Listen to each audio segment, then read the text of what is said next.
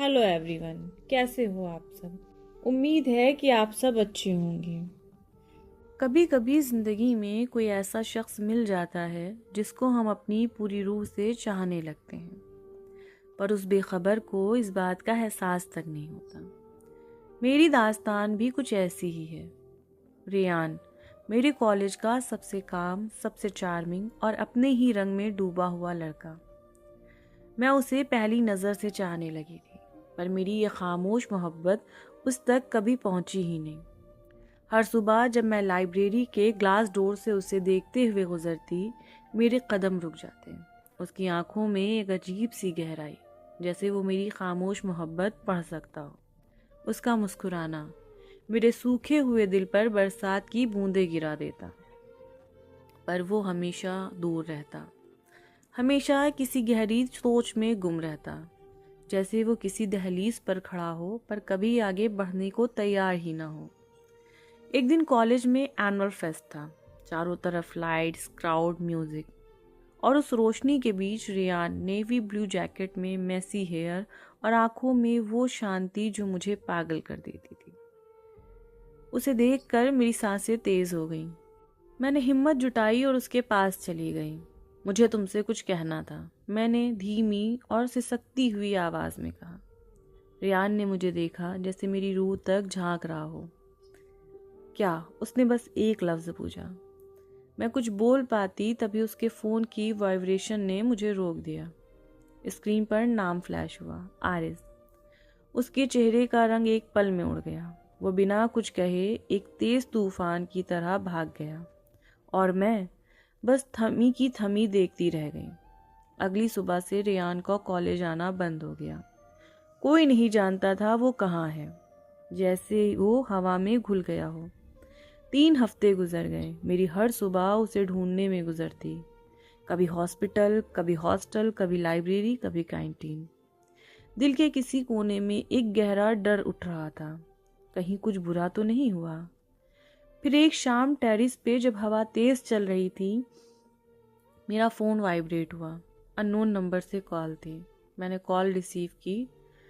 Hello, मैंने धड़कती सांसों के साथ बोला। दूसरी तरफ की आवाज़ थकी हुई, टूटी हुई थी। आयरा। मेरी सांसें थम सी गईं। मैंने जल्दी से कहा, रेयान तुम ठीक तो हो?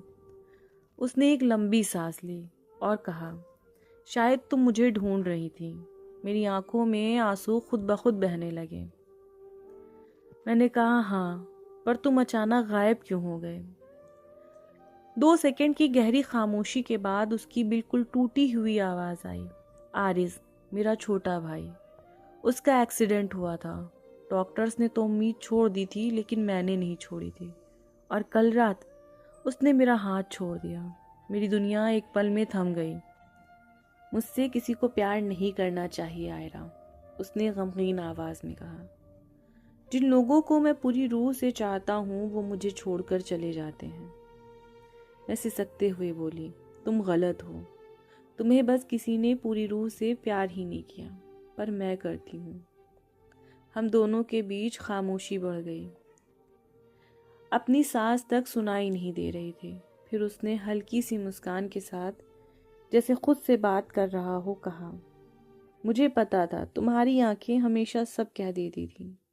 वो पल जैसे चांद की रोशनी और हवा की खामोशी मिल गई हो, मेरी जिंदगी का सबसे खूबसूरत लम्हा था। और फिर उसकी आवाज में एक अजीब सा ठहराव और फैसला आ गया। आयरा, अगर कभी मेरी जिंदगी में वापस रोशनी आई, तुमसे मिलने जरूर आऊंगा, पर अभी मुझे अकेले रहना हो।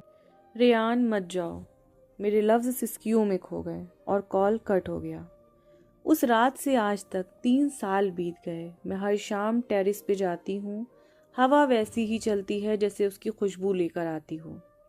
लोग पूछते हैं, तुम इंतज़ार क्यों करती हो? उसने तो तुम्हें छोड़ दिया। मैं बस मुस्कुरा देती हूँ, क्योंकि प्यार वक्त और हालात का मोहताज नहीं होता। वो बस उम्मीद होता है जो आखिरी सांस तक जिंदा रहता है।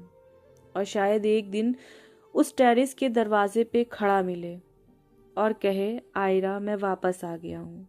शायद उस दिन ये कहानी अधूरी नहीं रहेगी, पूरी हो जाएगी। अगर आप आयरा की जगह होते, आप भी रेयान का उस उम्मीद के साथ इंतज़ार करते या मूव ऑन कर लेते? कमेंट्स में ज़रूर बताइएगा। और अगर आपको ये स्टोरी पसंद आई हो तो चैनल को सब्सक्राइब करना नहीं भूलिएगा, क्योंकि यहाँ जज्बात लफ्ज़ों में बदल जाते हैं।